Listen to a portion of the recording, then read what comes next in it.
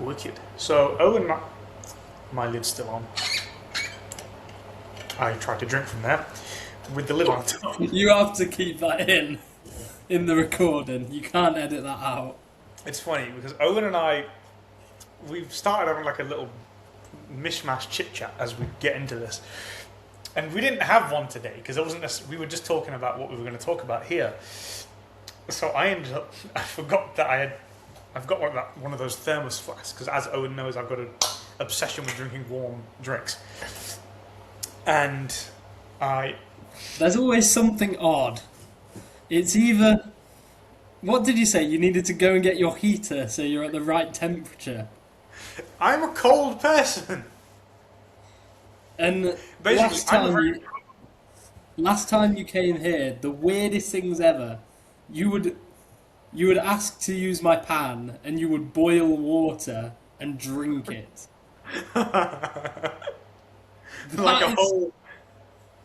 like a whole pan, like saucepan. It was I don't even know what to do with that, but you would just boil water and drink it, and my neighbour was like, "What are you on?"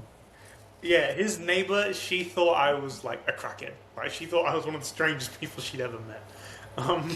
And then every time we left my flat, you had to double check that the door had locked. Listen, I'm a paranoid guy. I'm a paranoid person, and I would much rather double check the locks than not do it, and it turns out that it's unlocked and someone can break in and steal all your stuff. I'm sorry for protecting your things. I've never met someone with so many weird tendencies. And yet you invited me to live with you for a week. So what does that say about you? Right, into today's episode. That conversation wasn't scripted at all. I literally just accidentally tried to drink through a thermos. So Owen and I, we're going to split this fairly equally between football and basketball like we did last week. And so today we thought it just made natural sense because the Champions League draw was on Friday and there's a few games and we're going to be watching the second legs of those together when I go out to see him. So we thought it makes sense to start on that Champions League draw. So I really should have pulled this up beforehand. I'll go into... So the thing that I remember gathering is that one side of the draw was really easy and the other side of the draw wasn't. Basically, Arsenal and Barcelona have a cakewalk. Yes. So here's what we got. So one side, there's Paris, Chelsea, Galatasaray, Liverpool, Real Madrid, Man City, Atalanta and Bayern. I think it's fair to say that 6 of those teams could feasibly find themselves in the final in any given year. And on the other side, there's Newcastle, Barcelona, Atletico, Spurs, Bodo, Sporting Lisbon, Bayer Leverkusen and Arsenal. Realistically, there is 2 teams there that could feasibly make the final, and it would be a travesty if those 2 teams do not play in the semi-final. So we'll start off on the last 16. Owen, which game are you particularly looking forward to out of that tie? Madrid and City I'm looking forward to. That's happened 6 times in the last 7 years. It's happened in 1920. It happened in the COVID year. It happened in the Benzema year. It happened in the City treble year. It happened the Vinny and Jude year. It happened last year, and it's happening again this year. This is ridiculous. Courtois even said before the draw, we know it's going to be City. Oh, he did? Yeah. Oh, I didn't see that. He came out because they were asking. I think it was between. They were either going to play City or was it some other team? And Courtois said, "Well, we already know it's going to be Man City," and it was. Well, that is quite funny. It's weird because Madrid they're just in a weird spot. They keep winning games, but at the same time, Mbappe's got a bad knee and he's had to miss some time now.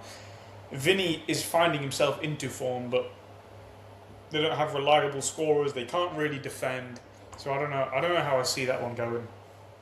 I mean, they barely beat... Well, I know they did beat Benfica, but it wasn't easy. It's not like they ran all over them. Exactly. And obviously, City, they're in a decent run of form now. Like they just keep winning. It's not easy wins, but they do just keep... It was 2-1 last week against Newcastle. It was 1-0 yesterday against Leeds. Like they are consistently winning football matches again, which is that's a big mark for them because they were struggling to win games for a while. Hmm. I was thinking, do you want to, when you're out here, because we can even watch it at my flat because I've got TNT, we can. Do you want to do a live stream while we watch it, or what? I'll be honest. No. Maybe I'll change my mind, but if Mbappe is responsible, I will just end up hurling abuse at him. So, maybe I'll change my mind. I don't know. If you guys, when you guys watch this, comment if you do want us to do a watch along, essentially. Because I've only done one of those, and it was while we were talking about other stuff at the same time with Anish, and we were doing the NFL. Because are you bringing your laptop with you, or? Yes. So there is a decent chance. Okay, maybe we will. Guys, leave in the comments if you do want us to do a watch. It will be the second leg of this round of 16. Yes, so it's the good one. It's the important one. So I think Owen is really for this idea because he's not watched a football match with me for a long time, and I don't think he's ever watched a sporting event with me where I actually have a rooting interest. So this will be great entertainment for him if it does happen, which is part of the reason why I don't want it to. So, but we could. On the other side of the draw, no, on the other side. So your team, you have Galatasaray. That's awkward, but you should win that. We lost to them in the group stage. Did you get slapped by them? Was that? Or was No, that it was a 1-0. It's a penalty. But it shouldn't have even been. You shouldn't have. It shouldn't have even been a penalty. Okay. But we should win over 2 legs. Still. Nice. And then Atalanta and Bayern, that's a nothing game really. Bayern will win that. And then PSG against Chelsea. That's an interesting one. Yes. What do you think of PSG this year? Because obviously they've sort of taken a similar. I'm going to be honest, I haven't watched any PSG this year. From the sounds of it, they've just been rounding into form. Dembele took it up a level going into January and February. So yeah, I think that side of the draw, that's filled with the good ones. In terms of picks, so PSG, we'll quickly go through this rapid fire. PSG, Chelsea? PSG. Liverpool, Galatasaray? Liverpool. Madrid, City? City. Atalanta and Bayern? Bayern. Okay, so the one that we disagree on is Madrid and City. Okay. You think Madrid will win that? I thought initially they'd get pummeled, which is why I texted you on. You messaged me the other day saying they are. I know. Word for word, I said City are going to get pummeled. No, Madrid are going to get pummeled. But I've thought about it. This just feels like a strange year. There's no real rationale and logic here. It just feels like a bit of a strange year. Like we've seen these years from Madrid before, where they have a bunch of turmoil, and then for some reason they end up making a deep run because some judge or whatever. So I think that they'll pull something off. I think Pep wants the league more than anything this year, so I don't think he'll be annoyed if they don't win the Champions League, but I don't think he's going to put all his eggs into that Champions League basket like they have in years before, and as a result, it will just leave Madrid open. The second leg being in City obviously helps City to a certain degree, but at the same time, I don't think Madrid mind having the first leg in Madrid because the last few ties they've lost it when the second leg ended up being away. No, when the second leg ended up... Because the first leg ended up being away and they ended up getting cursed on. Like last year against Arsenal. I think if that is reversed, I think there's a decent chance that Madrid aren't chasing and they end up going to the Emirates with a far better position than the one they had when they came back to their ground. So, on the other side, we're going to cover the nothing tie first. Bodo and Sporting. Do either of us care about that? I know. It's a Europa League game. Arsenal. It's a nice story. It will be the biggest disgrace of this century if Arsenal don't make the semi-finals. I agree. Like, Bodo, it's a nice story because they beat Inter, but they might even beat Sporting. You're in the Europa League until you play Barca if they make the semi-finals, which I imagine they will. No, they will. The other nothing tied to a degree is Atleti and Spurs. I think Atleti will advance in that.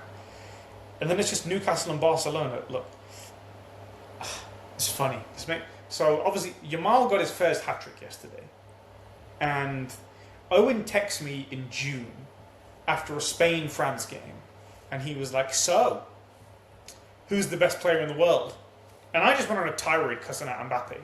And I was like, I'm not going to answer that question, but I was just hurling all sorts of abuse at Turtle Boy.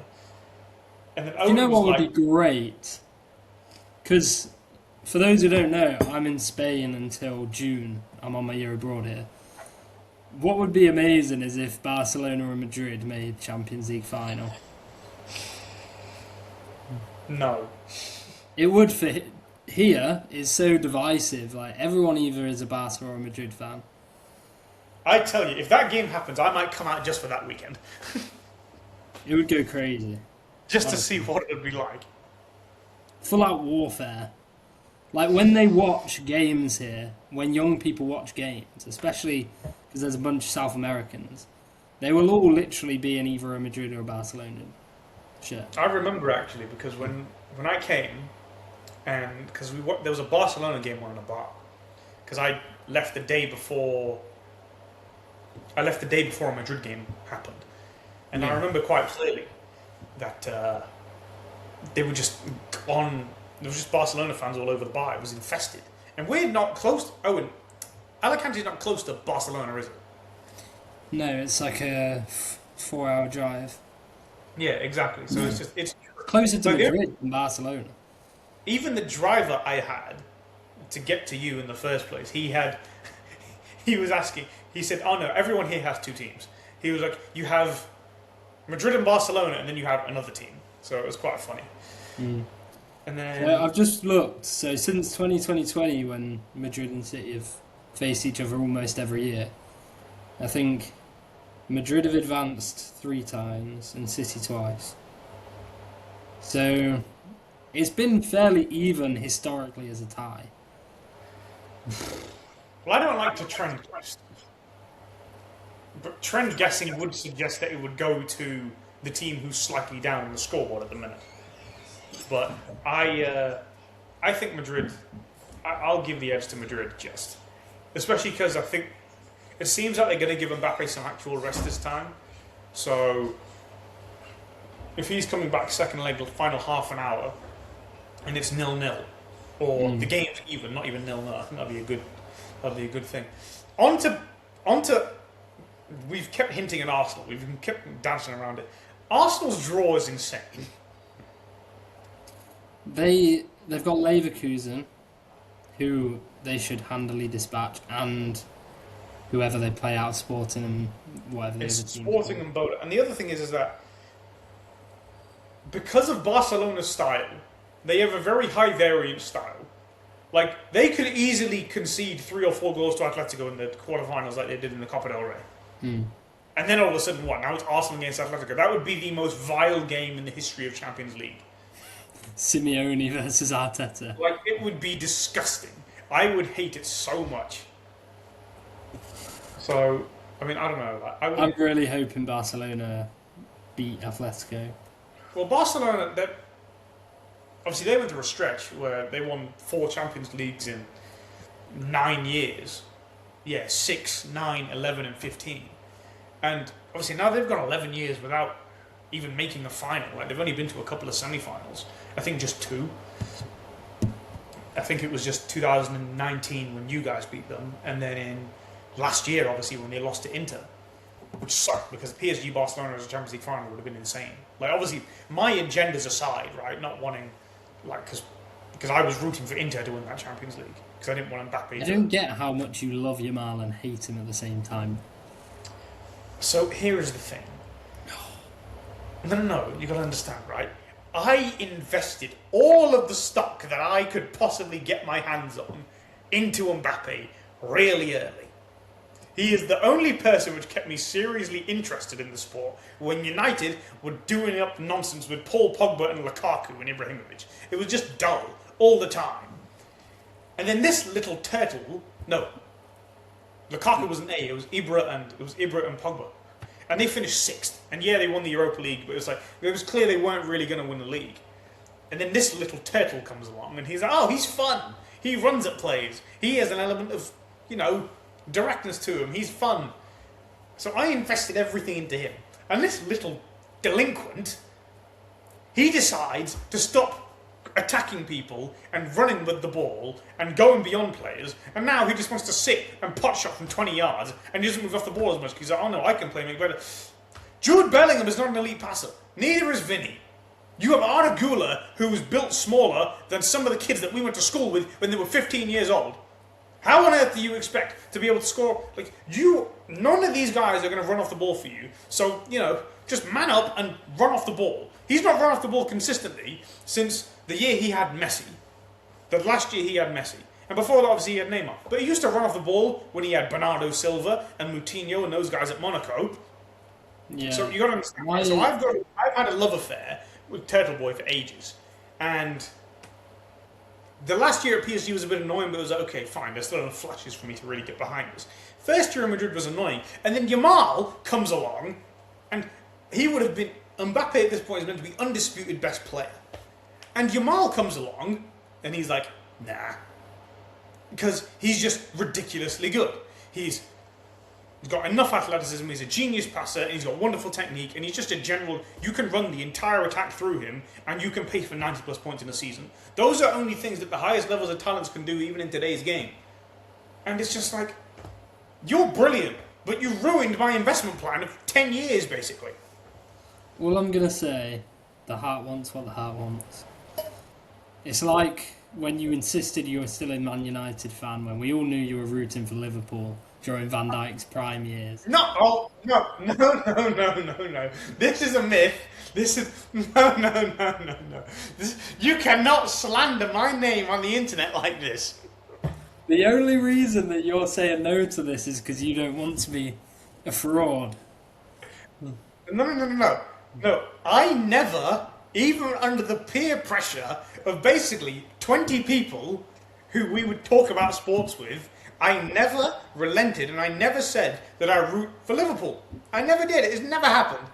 I am a United fan. I enjoyed the way that Liverpool played because of the fact that there were elements of the team that reminded me of Ferguson. Klopp is a German Fergie with glasses, because Fergie didn't get glasses till a bit later. Klopp's always been blind. And he also has yellow teeth. He likes beer as opposed to the wine.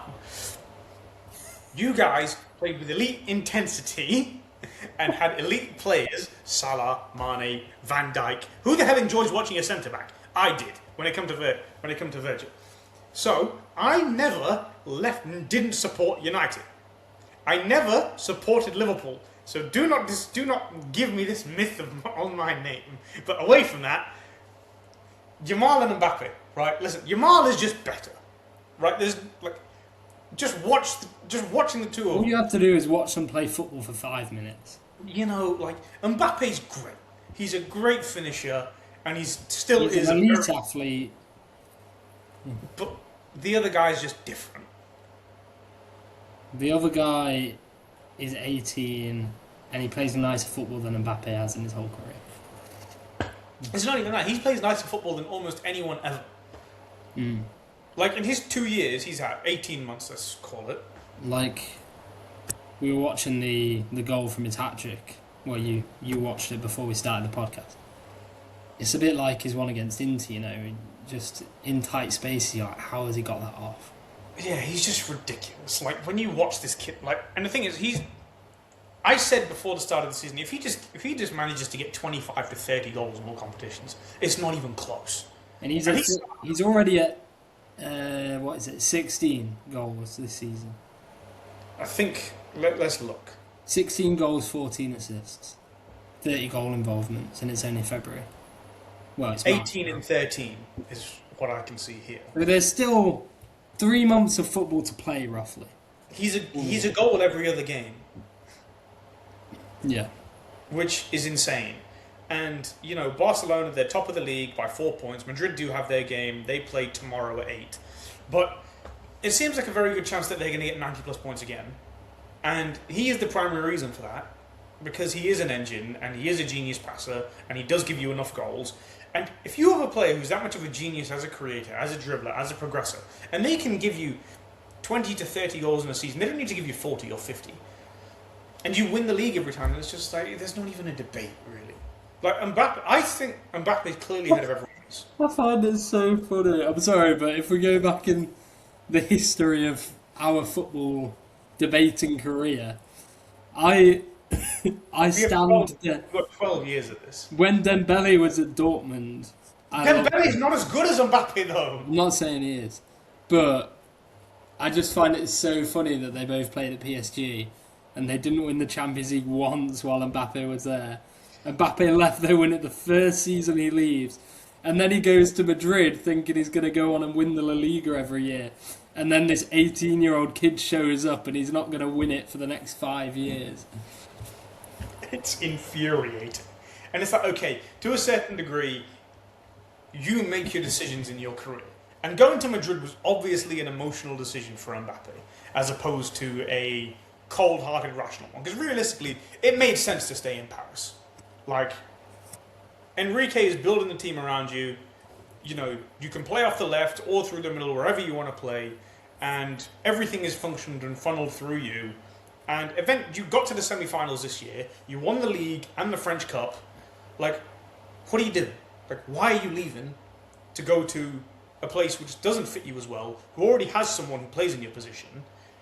And even if you do play through the middle, you're still going to be occupying those same areas as what the other guy does. So it doesn't really make sense. Like, you could have gone to City and played with Haaland. You could have gone to Arsenal and played and acted as a dictator against Arteta.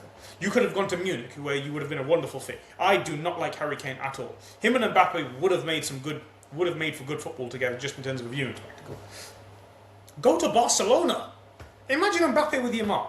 It's like, okay, Yamal would have shown that he's better, but the conversation, actually, funny enough, would have been closer, because Mbappe's getting 50 goals a season and he's doing all the tricky stuff off the left wing, whereas Yamal is just spraying passes. And instead he goes to the one place in the world which actually probably doesn't need him, because they have another top 5 player in the form of Vinny, maybe 2 top 5 players in the form of Vinny and Jude, and now it's just a mess. And now Yamal snatched his chain, like, he ripped it from him like ping, and now it's just over. Like, when Spain win the World Cup this time, which I think they're the favourite, then it's all over. Like, it's all over. Especially if Yamal gets a World Cup at 18 as well. Oh, You know what I mean? if he gets the World Cup, it's over. Because that's the one thing which Mbappe He you won't- can claim. He won't ever. Like, his Exactly, World but Cup he won't dominance play has been his one Even- saving grace. Exactly, and Mbappe stunk in both Euros, really. Like, Yeah. He missed the penalty. his general against play in Switzerland. Euro 2021 was actually really, really good. But he couldn't finish to save his life, so it didn't matter. And then 2 years ago, sorry, his Euros wasn't very good. Like, he played worse. His general play was worse. Sorry? Your audio's cutting. What did you say? Can you hear me all right?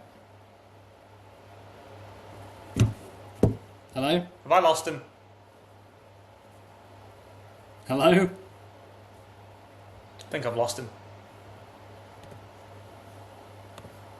Wait, let's try something. And I've lost him. I'll yap. I don't think you guys have a big opposition to that. He'll be back in a minute. But no, listen. The thing with Mbappe is that he is still my favourite player, and I still root for him to succeed over everyone else in the game. But the problem is, he's changed his game, and his body's betraying him to a certain degree, so he can't play the same. Are you back?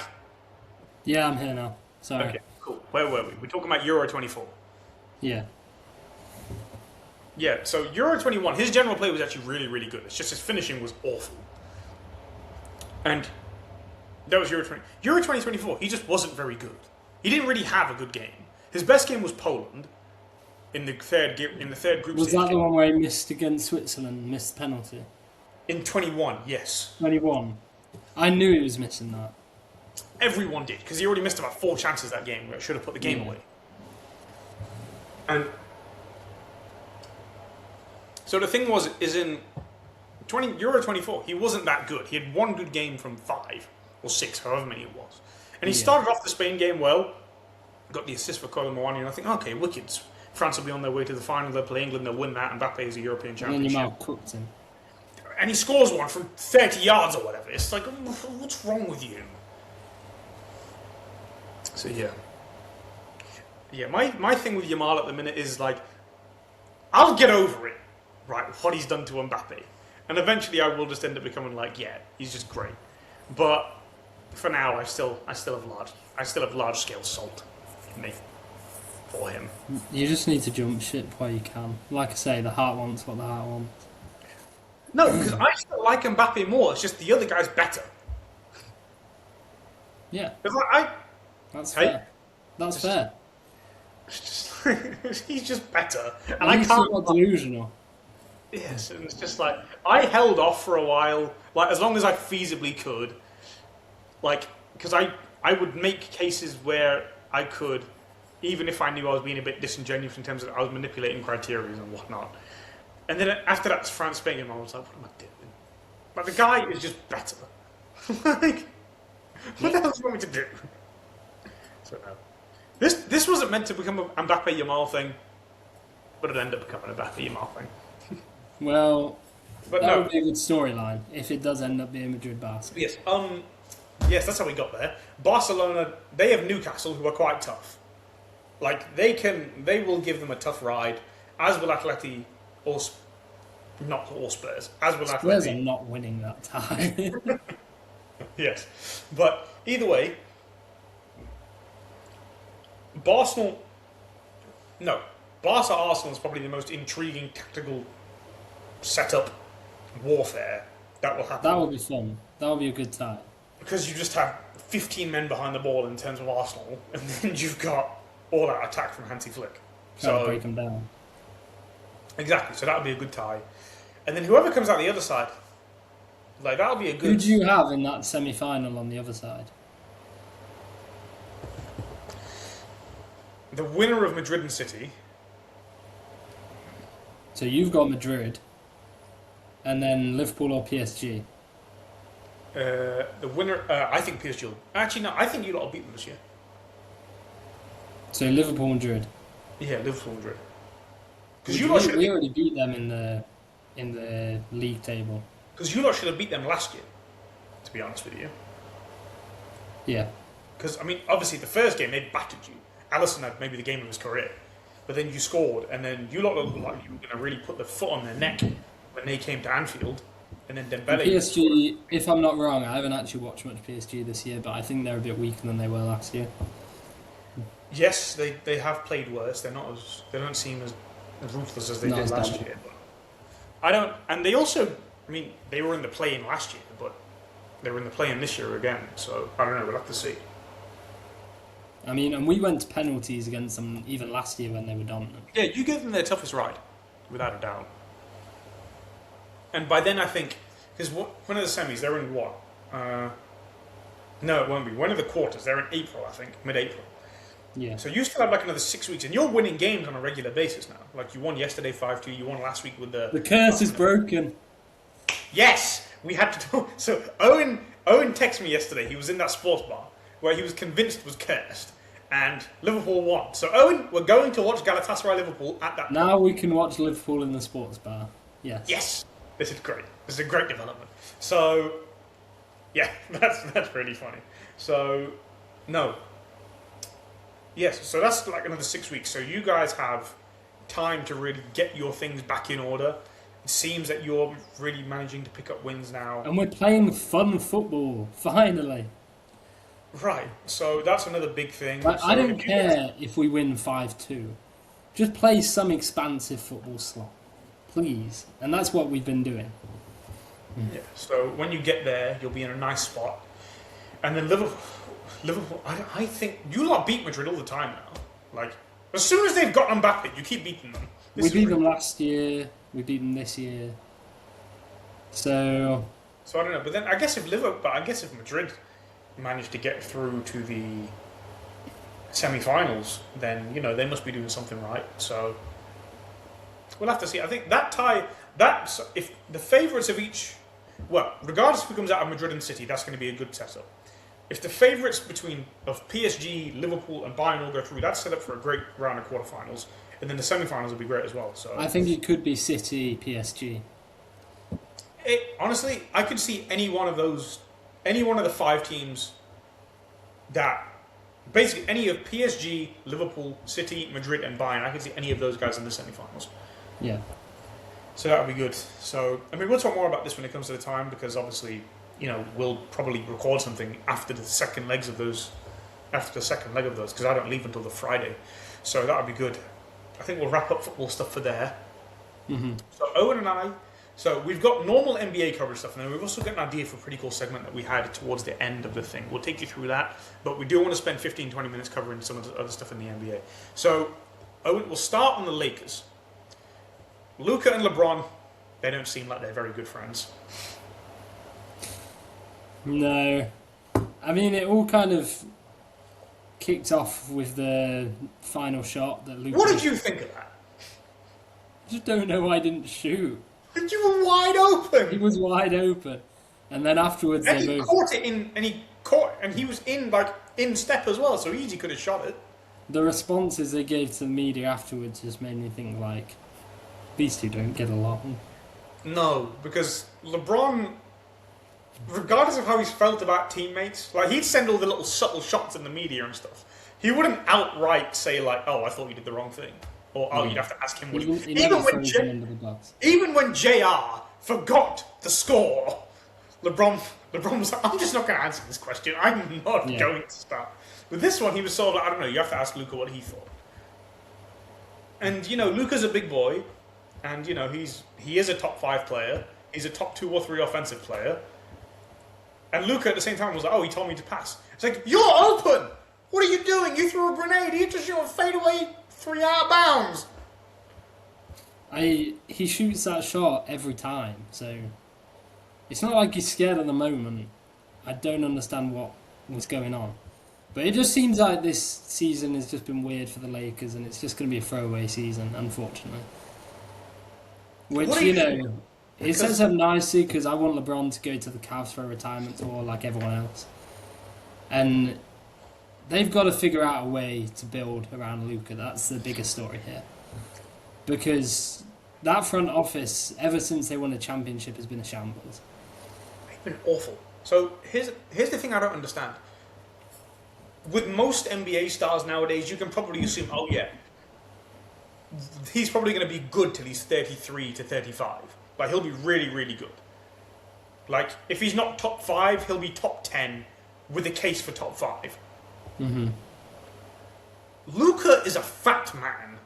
He's out of shape. And the thing is, so Jokic is also... James Harden. Right. But Jimbo had better burst than Luka did at this age. Oh, yeah.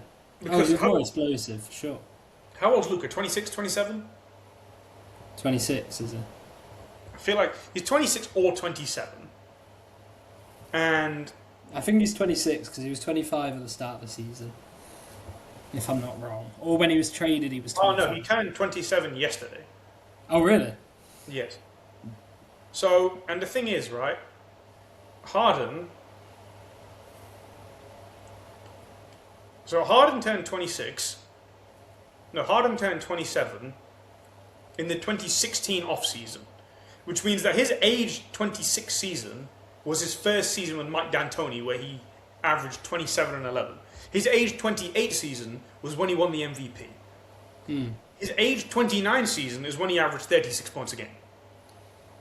The thing that worries me with Luka is... And he had burst. Harden could move, Harden could get to the rim, and it's like, okay, he chose to do those stupid step backs and foul baiting, but if he wanted to play real basketball, he could play real basketball. Yeah. Luka can't get past anyone. Yeah, the problem is with Luka, he has the numbers right to be a perennial MVP candidate. And he'll win MVPs going forward. Yeah, but the issue is, his team never gets enough wins for him to be considered. Now, this is my thing with Luka, because whenever you look at who we're giving the MVP, it's going to be either Shea or Jokic. It's going to be them. Jokic putting up 30-point triple-doubles. Shea is going for 30-plus on 50, 40, 90 kind of numbers. And Luka does the same kind of thing. He's 30-plus points per game every year. and he gets like 8 or 9 assists, 8 rebounds and 9 assists, those sort of numbers, year in year out, and yet he's never been a serious consideration for MVP any year of his career because his team hasn't won enough. I think the only time where he's even really been an MVP consideration was probably that year he got to the finals, because he averaged 34. Because he was 34, 9 and 9. But still, they were what, the 6th seed? 5 or 4, I don't remember. Okay. But even then, their success came toward. They were built for the playoffs, right? Yeah. They just had.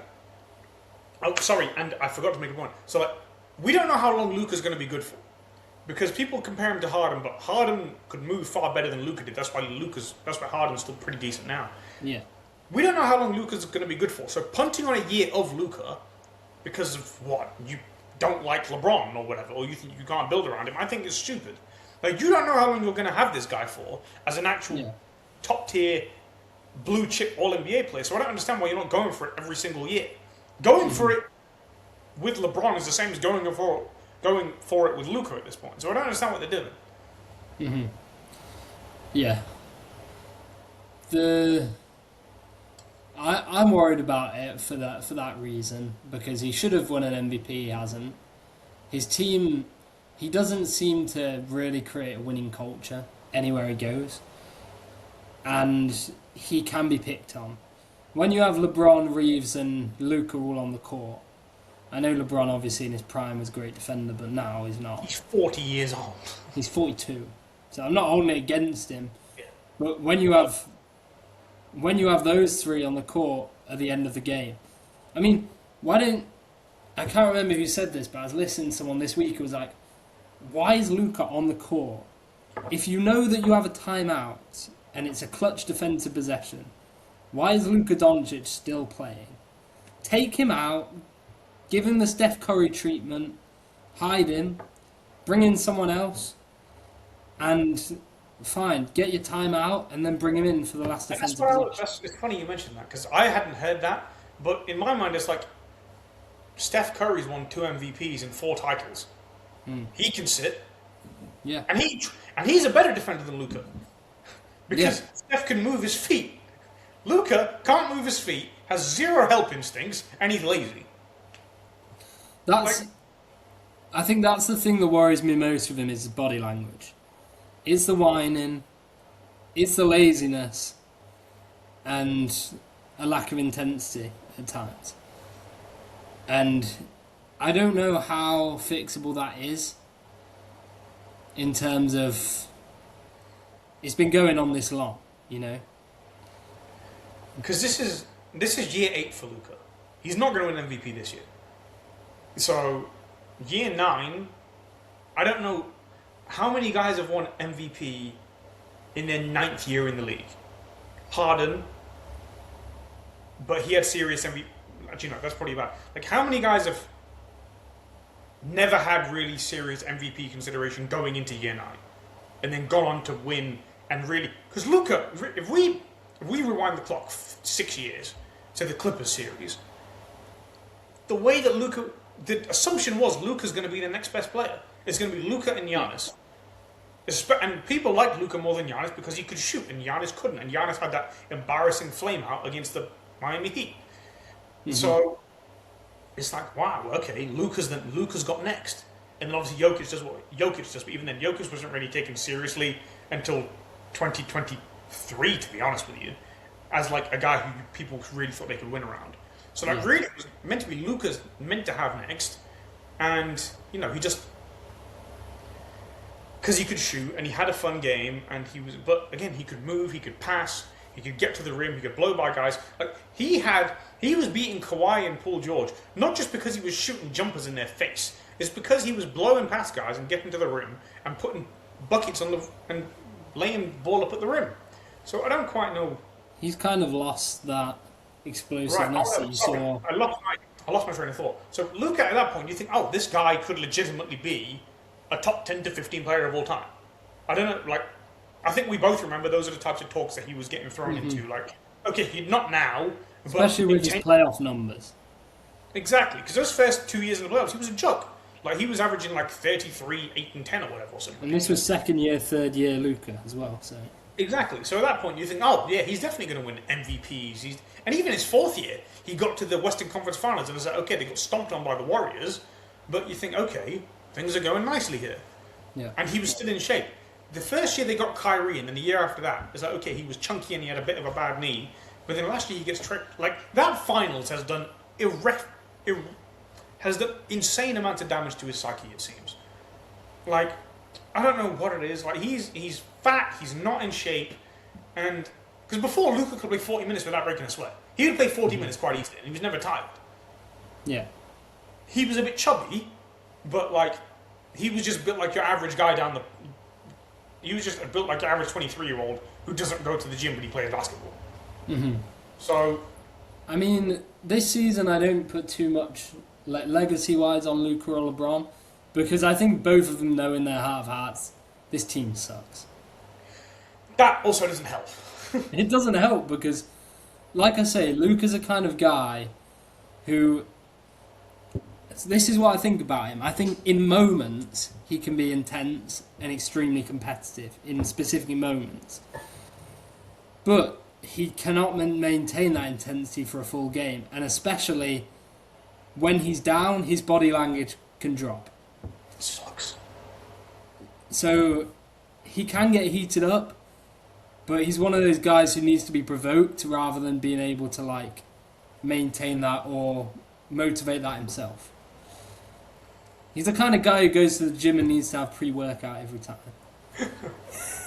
I've never had pre-workout, so I have never had pre-workout. It's like, just be motivated.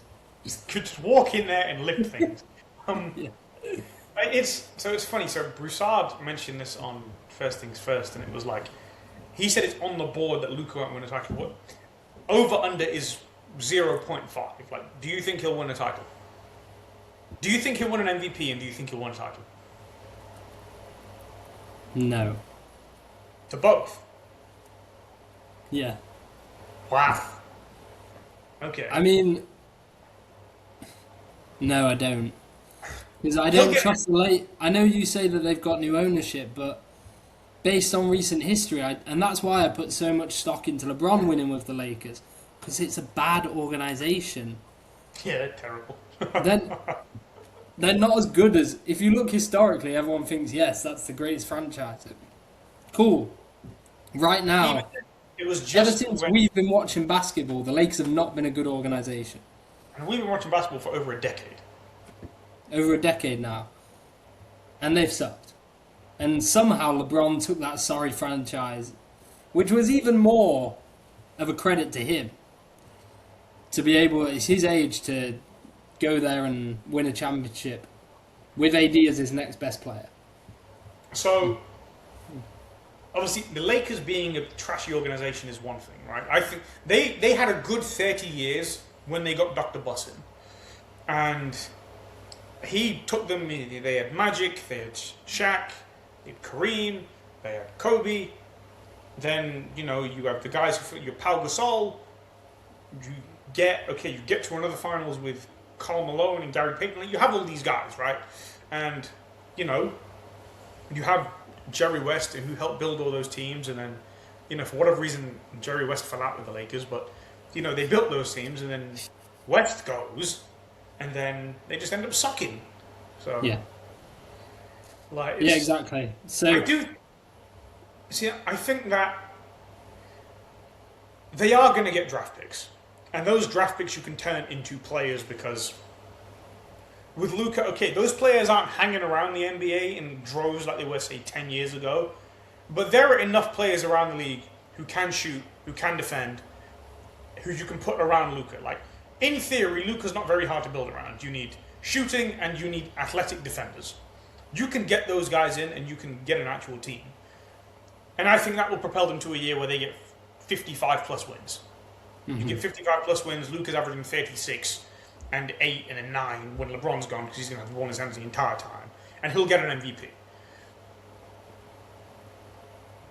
Title, I don't know. I don't think the Lakers win another title for a long time. I also think the timing of it isn't great for him because he had a window like you say, he was poised to be the next best player. And you've had a window recently where obviously, Maybe if not the best player, then definitely the face of the league. yeah, the face of the league because Jokic didn't want that. But now you've got Wemby coming through. And Wemby's just better than him. Oh, flat, yeah, just way better. I mean, Luka's a better offensive player, but if we're taking him as an overall player, Wemby for the next 10 years, his stock's going to be up here and Luka's is down here. I mean, Wemby's already the best defensive player best defensive player in the last 20 years. Oh, easily. Already. Like, the only guys who are around, the only guys who are there are Tim Duncan, Kevin Garnett, and I would argue Dwight Howard, probably you can put in there too. And I would argue Anthony Davis.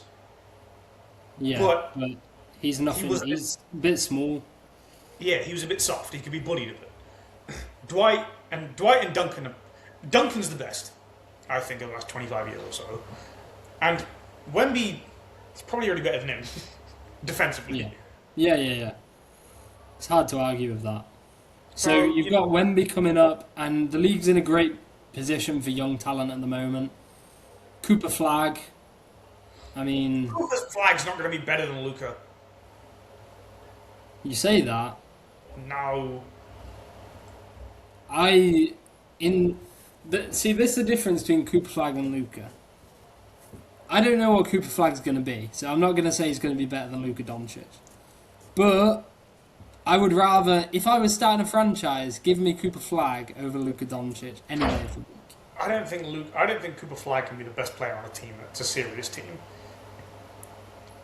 I feel like you need to watch more Cooper Flag. Now, I get it. Maybe you can say the same about Luka, but Luka has been to the finals, and he has been to a conference finals. Even that, I don't see Luka being better than Jokic or Shea for the next 5 years. We'll see on Shea. I'm not as high on Shea as other people are. I think a lot of it is he's set up within a nice niche role within a top-tier team, and that niche role is obviously an important role, which is to put buckets on people. But at the same time, the Lakers are in the West. OKC aren't going anywhere. The Spurs aren't going anywhere. OKC are definitely a better organisation. Yeah, neither of those organisations are going anywhere. And Jokic will probably be around for at least the next 3 years. Oh yeah, for sure. And that takes Luka to age 30.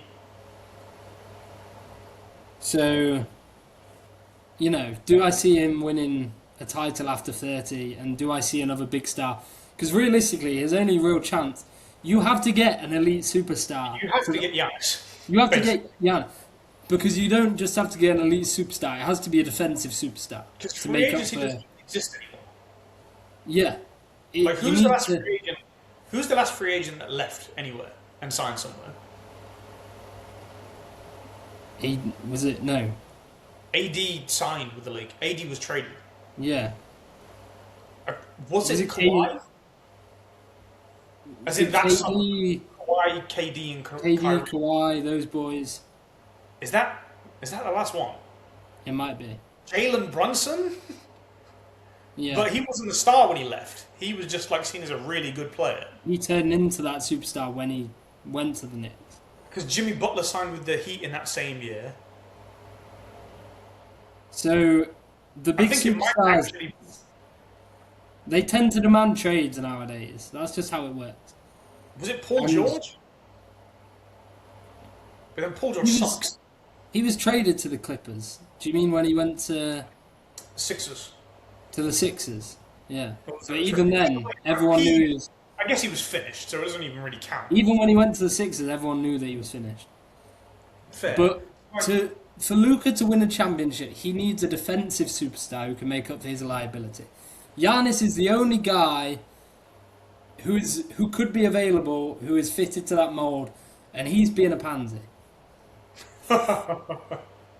Yes. So, I don't see him winning either an MVP or winning a championship at this rate. I think he will win an MVP.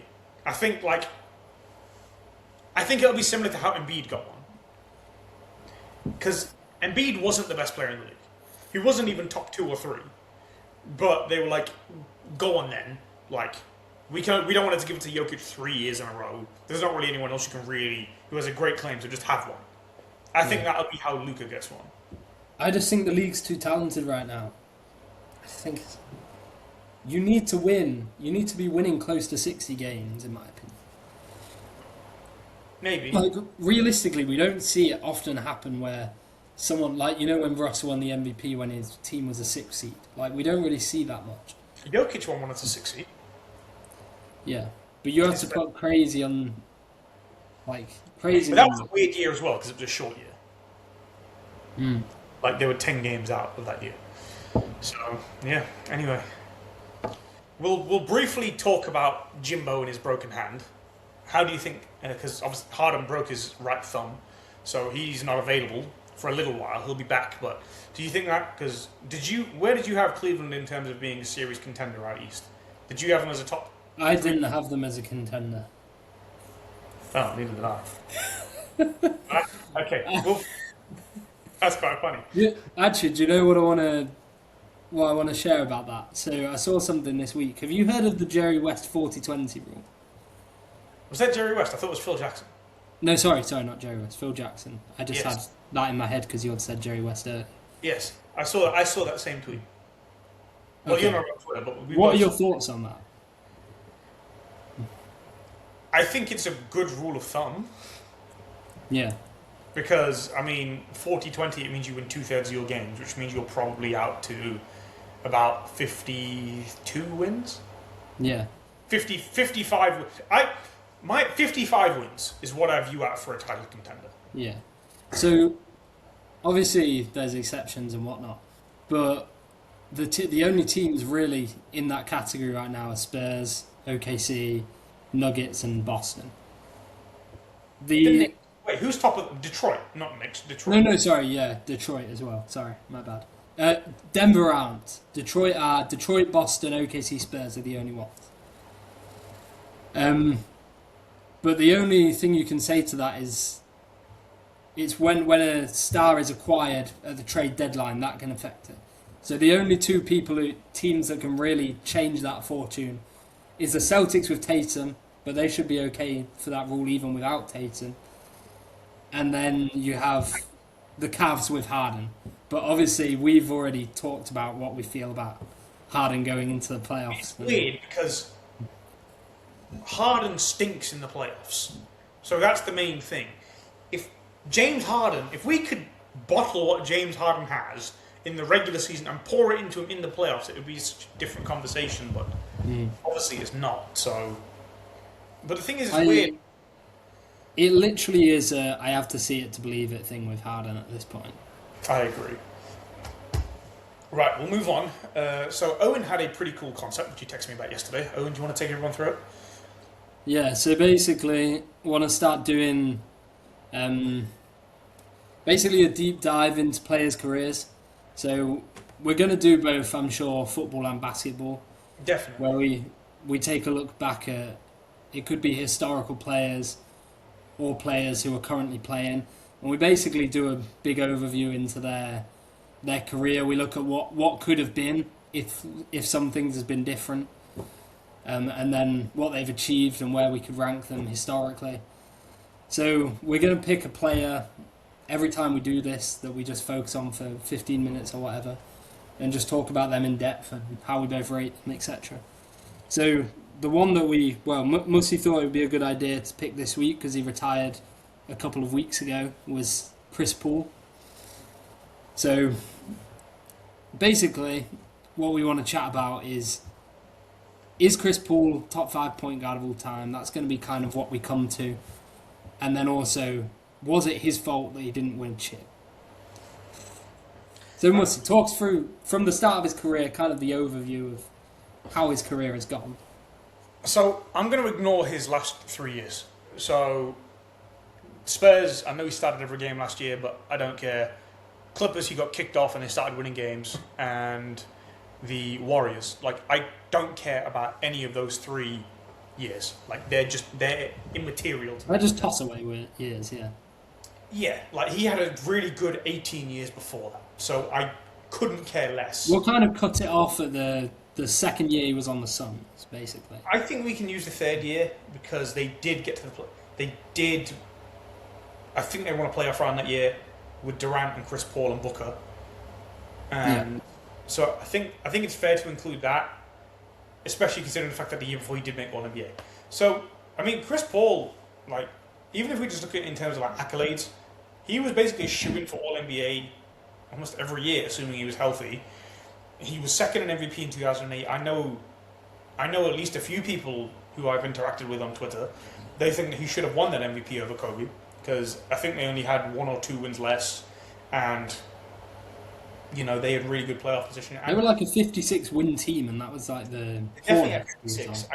I think the Lakers were the 1 seed in 57 or 58, and that's the year Kobe got his MVP because they got 65 another year, I think. But I might be wrong on the years. And he averaged like 21 and 12. Yeah, which is ridiculous by any with 3 steals or something.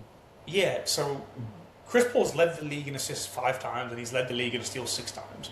And people talk about floor general, and that's exactly what he was, right? Like, he would control the tempo and he would get people into sets and shots at a level higher than almost anyone ever, to be honest. Like, the guys who are better than him, with the exception of a few, they're guys who were also putting up like 24, 25 regularly, especially when they were in the league with him. Guys like Steph and Harden and Westbrook and other guys who were in that conversation with him for best guard. So even before that, you had Kobe, you had Wade. So yeah, like he was fantastic for the Hornets. Then obviously his playmaking was his greatest asset as a scorer as well, because his playmaking demanded so much attention from the defense that's what would give him opportunities to score. And obviously he had a good first step. He was a very good finisher at the rim, especially for his size. Like, he's listed at 6. I'm pretty sure he's smaller. Like, he looks smaller. Maybe it's just because he's a bit chubby. I don't know. He's a midget. Yeah, and he's a bit chubby. For an NBA player. And he was a great finisher at the rim. He had buttery mid-range. He was very good at getting that separation off. Very good tough shot maker. He had a bunch of years where it was legitimate. You could legitimately call him the absolute best point guard in the league, and it wouldn't have even been a contest. Like, there was a few years where it was him and Deron Williams, and then you had a few years where he was just pretty much was the consensus best in the league. Then Steph comes along. And then there's Curry, Harden, those guys. But even then, for a solid stretch of about 6, 7, 8 years, he was absolutely up there. The Lakers trade happened, and then didn't happen.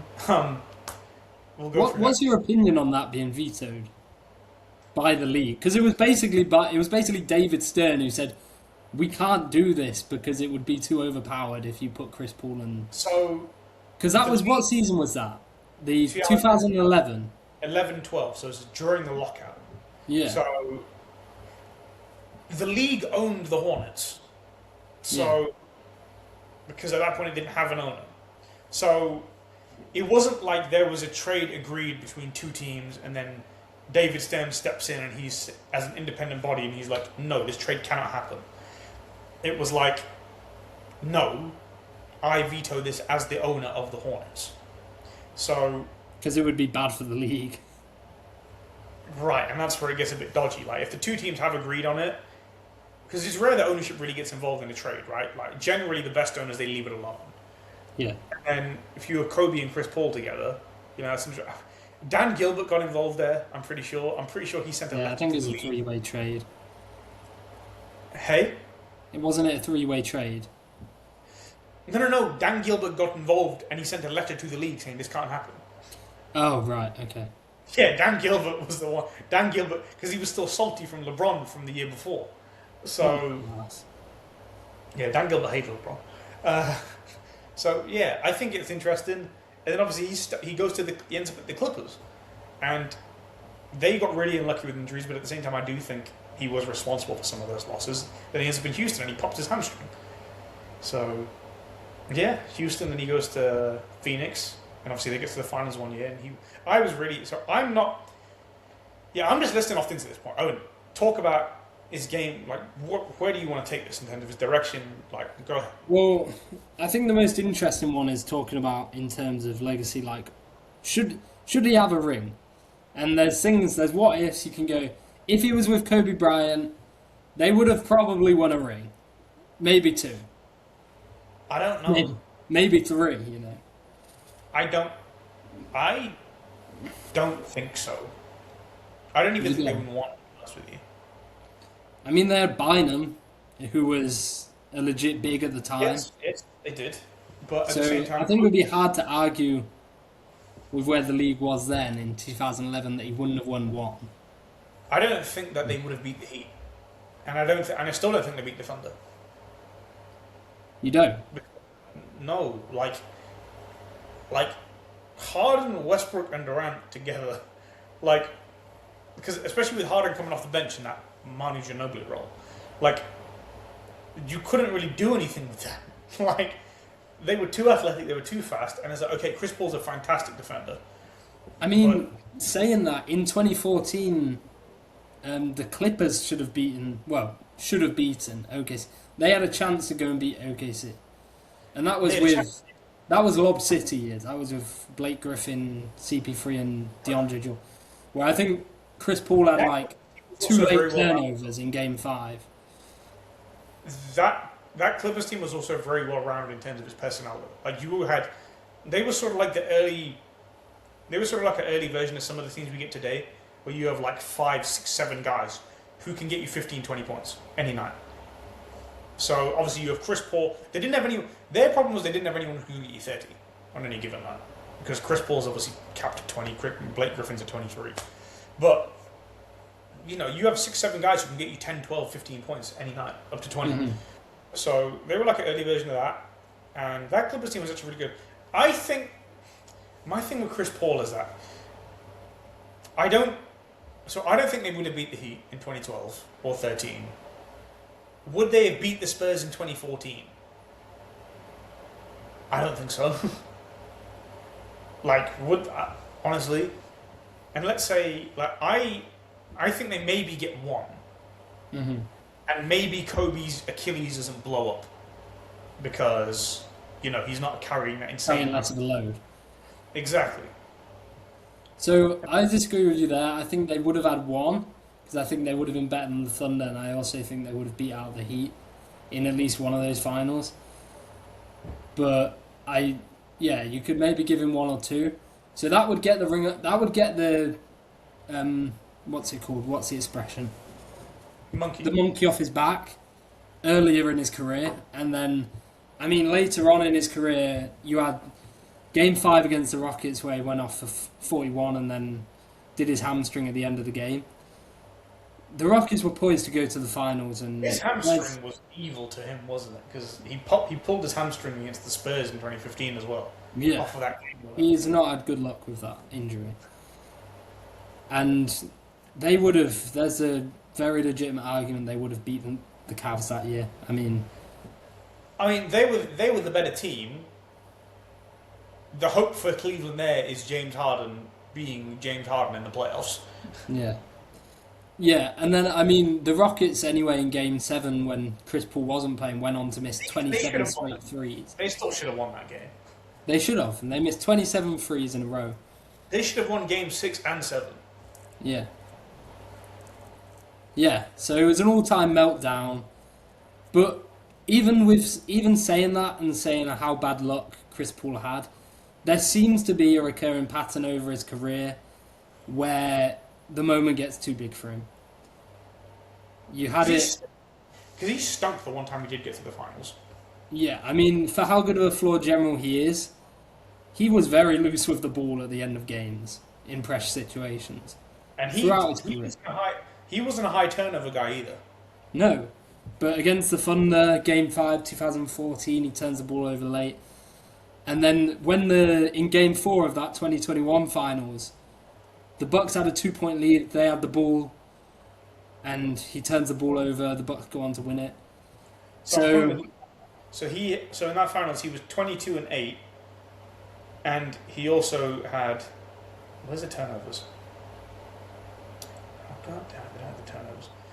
But his turnover rate was, he had something like 6. He was doing 3 turnovers a game. Yeah. So he had a turnover problem. in big moments.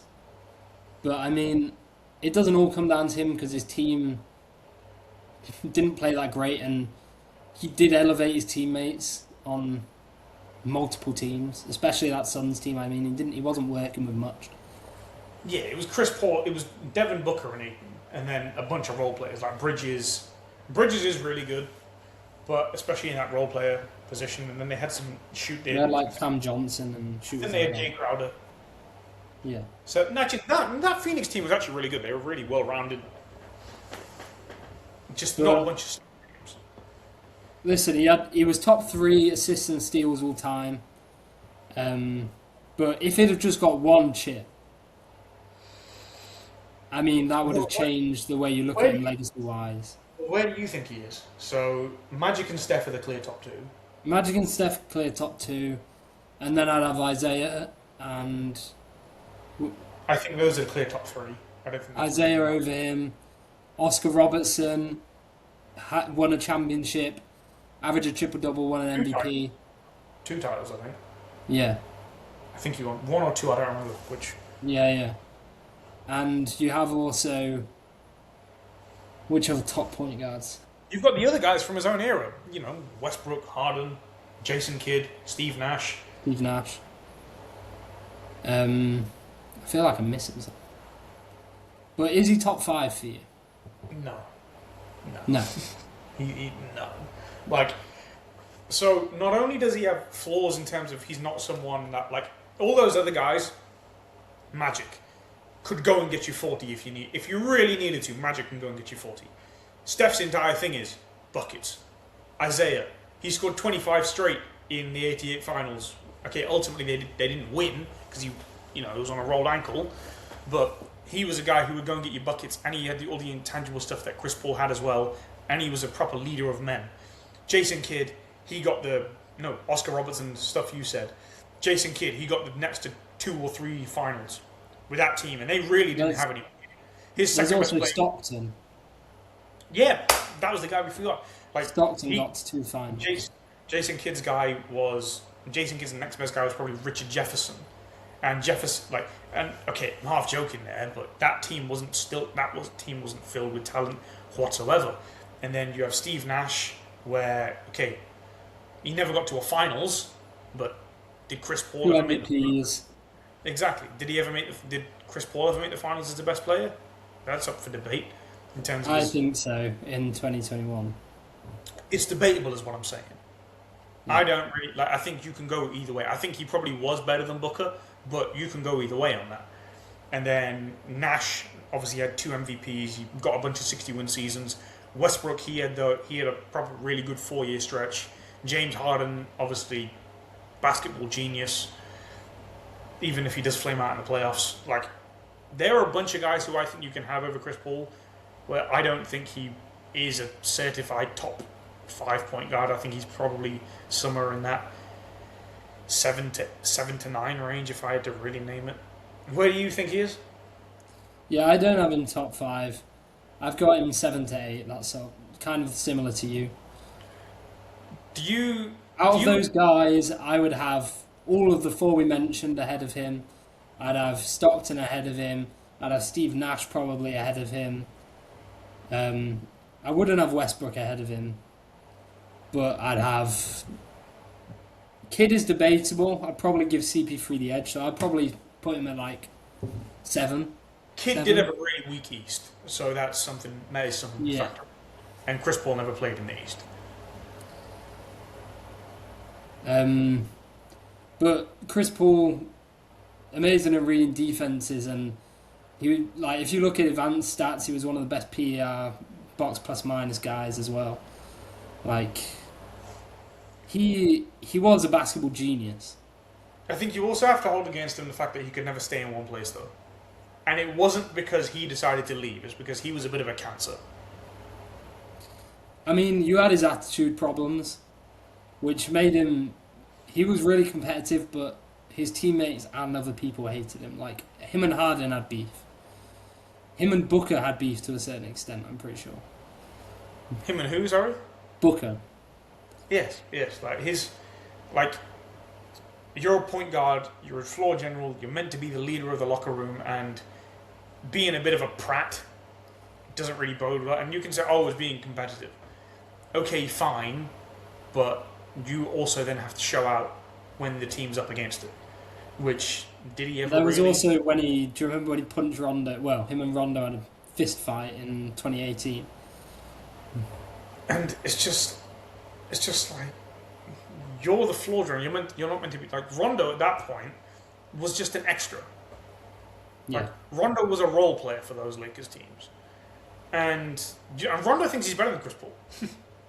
Yeah, that's why they got into. Like, Rondo doesn't rate Chris Paul. Rondo thinks Chris Paul's a softie. Well, the whole thing is they were both similar height, and they both had the same niche, being that floor general, high IQ guy. Well, they came And Rondo before was like, he's an arrogant so and so as well. So he just thought, yeah, I'm better than this guy. Yeah. So it's an interesting. Chris Paul, I think he's someone who.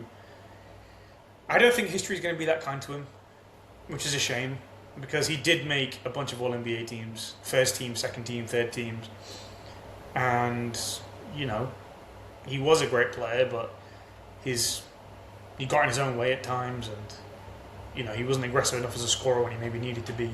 Bad situations sometimes, so I don't know. I don't know how well he'll be remembered, so we'll have to see what happens. I'm going top 7, but yeah, that's pretty much all we've got. Like, I can't think of anything else we'd need to cover in his career. Yeah. Well, okay. I think that takes us to the end for today. Let's see, because United are playing. The game's finished now. Let's see if they manage to turn it around. Oh yeah, Yes! check on scores. They've won. Well, they're winning. There's 3 minutes left of extra time. Crystal Palace also got a red card. Who scored? Bruno and Sesko. Oh, good. I've got Bruno as my captain this week. So. You shameless so-and-so. Brighton and Forest won, and Fulham and Spurs won as well. Oh, he got a goal and an assist. So that will be 20 points for me. So we did. Right. Well, I think that wraps us for the week. So Owen and I are going to record one more of these from in little boxes, maybe a second one, because I don't get to him until the evening on the Saturday. So we will see what we end up doing there. But in the meantime, we'll talk to you again soon. Bye-bye.